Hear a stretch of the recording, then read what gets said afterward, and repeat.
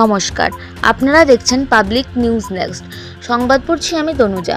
সুনাইর প্রাক্তন বিধায়ক আমিনুল হক লস্করের মতো রবিবার ডক্টর শান্তিকুমার সিংহকেও উষ্ণ সংবর্ধনা দিল শিলচর জেলা কংগ্রেস কমিটি।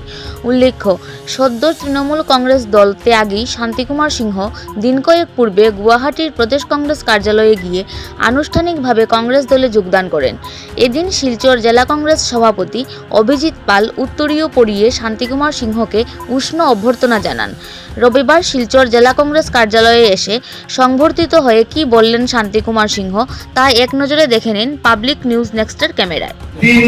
যেদিনে জেলা ডিস্ট্রিক্ট কংগ্রেস অফিসের সামনে দাঁড়িয়ে জেলা সভাপতি এবং কংগ্রেস দলের বিভিন্ন ব্যক্তিবর্গ যারা কংগ্রেস দলকে আগে নিয়ে গিয়েছেন তাদের সামনে আমার বক্তব্য, রাজনৈতিক বক্তব্য একটি কংগ্রেসের সৈনিক হিসেবে।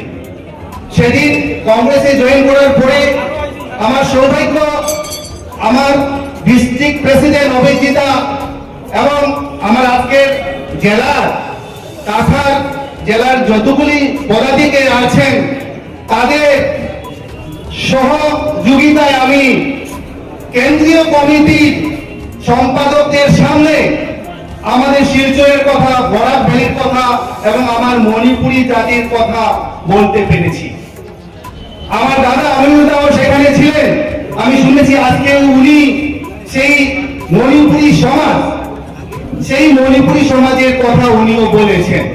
আমি সেদিনও বলেছি যে 2011 সালে যখন কংগ্রেস সরকার ছিলেন, সেই কংগ্রেস সরকার সেই মণিপুরী জাতি, পিছিয়ে পড়া সংখ্যালঘু মণিপুরী গোষ্ঠী, ভাষিক সংখ্যালঘু মণিপুরী গোষ্ঠীর জাতির উন্নতির জন্য কলা, কৃষ্টি, সংস্কৃতি, স্বাস্থ্য এবং শিক্ষার ক্ষেত্রে উন্নতির জন্য মণিপুরী উন্নয়ন পরিষদ দিয়েছেন।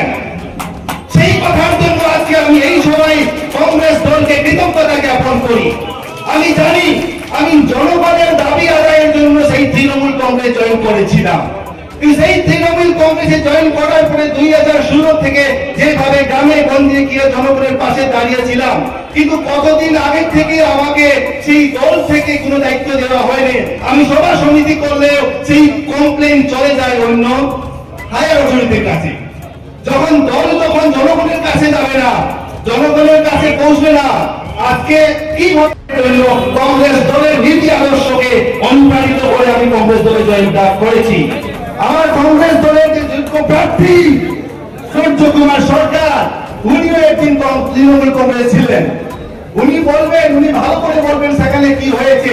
তাই উনার হাতকে শক্ত করতে, আমাদের কংগ্রেস দলের হাত শক্ত করতে আমি যত সম্ভব আমার কাজ করতে হয়। কংগ্রেস দল যে দায়িত্ব আমাকে দেবে সেই দায়িত্ব আমি পালন করে যাব। আমি জানি গণতন্ত্র সংকটের মুখে আছে, সংবিধান সংকটের মুখে আছে। গণতন্ত্রকে বাঁচাতে, সংবিধানকে বাঁচাতে কংগ্রেস দল যেভাবে সেই সাম্প্রদায়িক বিশ্বাসপদ ছড়ানো দলকে উৎখাত করার জন্য যে লড়াই করছে, সেই লড়াইয়ে আমি সৈনিক হিসাবে আপনাদের সামনে জয়েন করেছি। ধন্যবাদ। আমাদের সংবাদ পরিবেশন আপনাদের ভালো লেগে থাকলে আমাদের পাবলিক নিউজ নেক্সট নিউজ চ্যানেলটি অবশ্যই সাবস্ক্রাইব করবেন। তৎসঙ্গে একটি লাইক ও শেয়ার করে পরবর্তী আপডেট নিয়ে আসতে আমাদের উৎসাহিত করুন। ধন্যবাদ।